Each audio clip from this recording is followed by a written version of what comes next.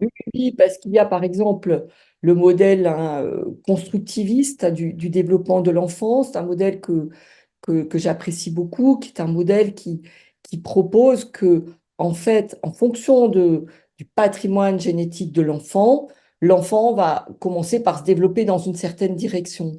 Il va alors manifester de l'intérêt pour tel ou tel support.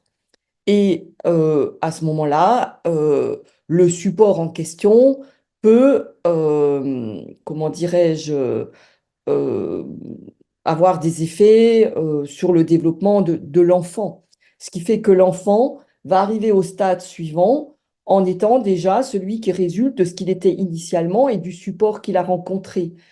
À ce moment-là, il peut rencontrer ou pas un autre support. Donc en fait, ça montre que l'enfant se construit progressivement en fonction de qui il est à ce moment donné. C'est donc quelque chose de dynamique.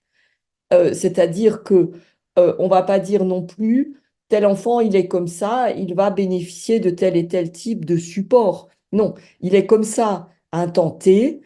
À ce temps T, peut-être que tel type de support va lui être bénéfique, mais au temps T plus un, cet enfant sera quelqu'un de différent puisqu'il aura bénéficié de ce premier support et du coup, il faudra voir qui il est maintenant et qu'est-ce qui peut lui être utile maintenant.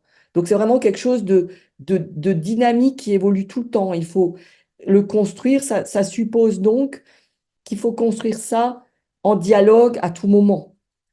Parce qu'évidemment, si vous dites que les choses sont données une fois pour toutes dès le début, bah, vous n'avez plus besoin de dialogue, hein, parce que tout est plié d'avance. Vous partez sur une autoroute tout droit. Enfin, or, en fait, c'est pas comme ça que ça se passe.